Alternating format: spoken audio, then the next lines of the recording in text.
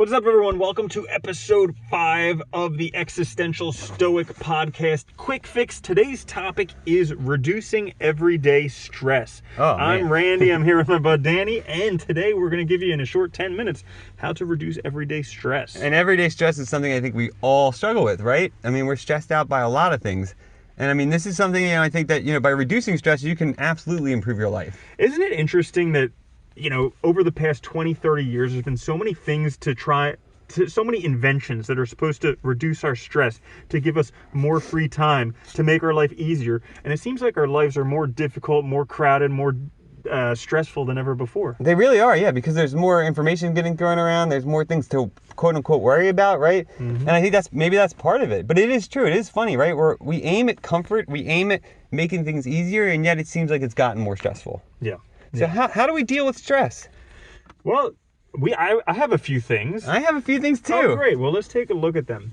So a lot of people, when they're handed stress and they have a stressful job and they have a stressful life, they'll go take a course on stress management or how to handle more stress, or go get a stress consultant because they're like, I obviously can't handle enough stress.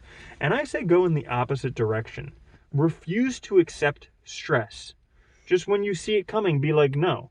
And that way, because you're not supposed to handle stress. Why do you need to handle stress? I mean, sure, stress can be good. You can have eustress, which is good stress, which helps you get to a better spot.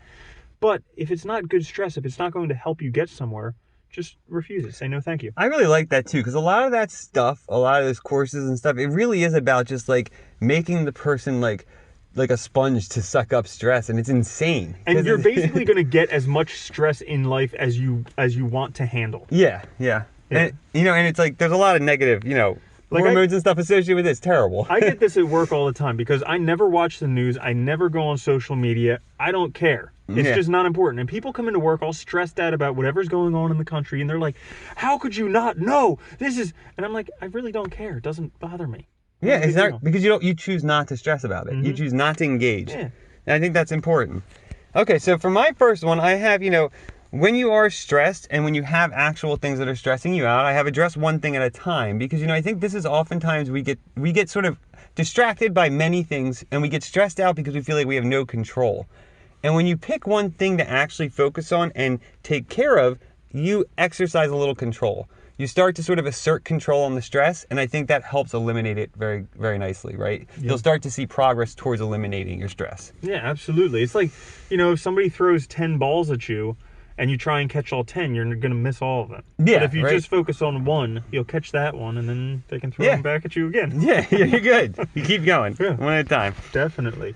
And what I like to help reduce stress is meditating. So this is the practice that comes and goes in my life, pretty much how my mind does in meditation. My mind comes and it goes, thoughts come and go, and that's basically how meditation practice comes into my life. But I don't let it bother me. Whenever I can, I sit down on the cushion and just sit there, because they liken it to a glass of muddy water. If you have this glass all stirred up, it's going to be muddy, but you let it sit long enough and all the mud settles to the bottom, and then you have a thing of clear water. And that's basically what happens with your mind in meditation. And all these stresses and all these problems, they eventually, if you give them enough time and stillness, they'll eventually just settle, and then you can have some clarity. Yeah, meditation's great. I return to it all the time as well, and I let it come and go in my life as well. But it does.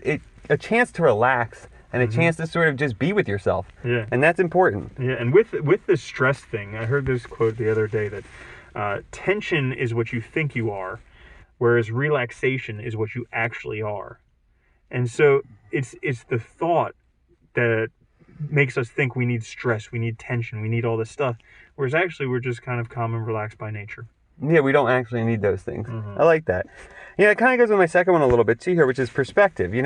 I think we often imagine things way worse than they are, especially when we're stressed. And I've done this to myself before. You have panic attacks, you get overwhelmed, you feel like, things are falling apart at the seams, right? Mm-hmm. And oftentimes that's just perspective. You're so focusing on the negative, on these things that are bad in your life, that you're forgetting really to look at your life. What do you have? When you step back, really what is good in your life? Are you doing well in certain things? Are you really that overwhelmed? Can you handle it? I mean, I think stepping back is crucial. If we don't have perspective on our problems, and sometimes, this can be as simple as talking to a friend, talking to a loved one who can give you a little perspective, who can give you an outsider's perspective and say, hey, look, I know you. This is really not as bad as you're making it out to be. Just do X, Y, Z, right? It's so helpful. Danny and I do this all the time. Whenever I have an issue that I'm struggling to solve on my own, I'll call him up.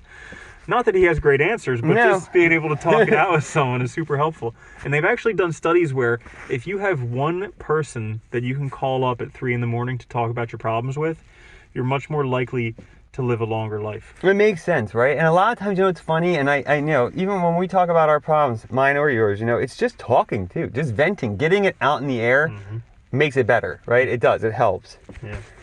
So I would say the next thing would be to choose your life, and to look at this statement, choose your life, in two ways.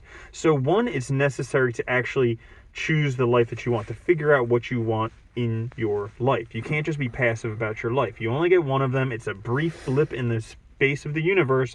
You got to actually choose what you want your life to look like and be like and go after that. But then once you've decided what you want to go after, you also need to choose the life that you have now. Whatever your life is right now, whatever difficulties you may be having right now, you need to choose it. You need to accept it so that you can move forward from where you're at. I really like that too, because it's about agency, and I think it fits nicely too with my third one. I had organize and plan, take control. Because really, I think stress is about being overwhelmed. It's about not accepting, right, what we have. It's not about choosing it, right?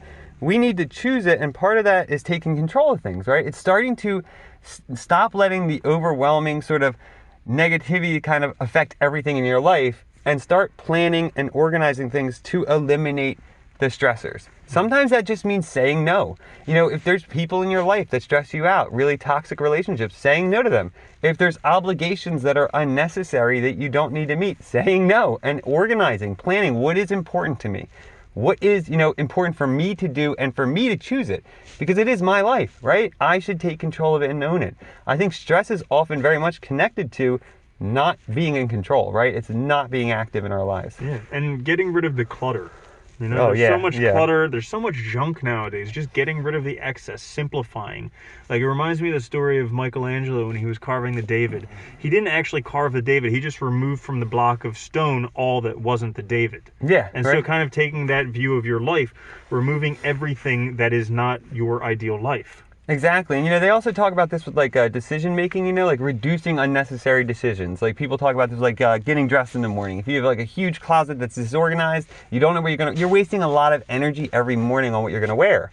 You can just reduce that out, take out those decisions, and make it a lot easier, and I think that's a big part of it. Boom. So, one last practice that I have is having a cathartic practice in your life. And what I mean by a cathartic practice is something that actually gets rid of whatever stress you have built up right now. Could it be exercise? Could be singing? Could be some type of dynamic meditation?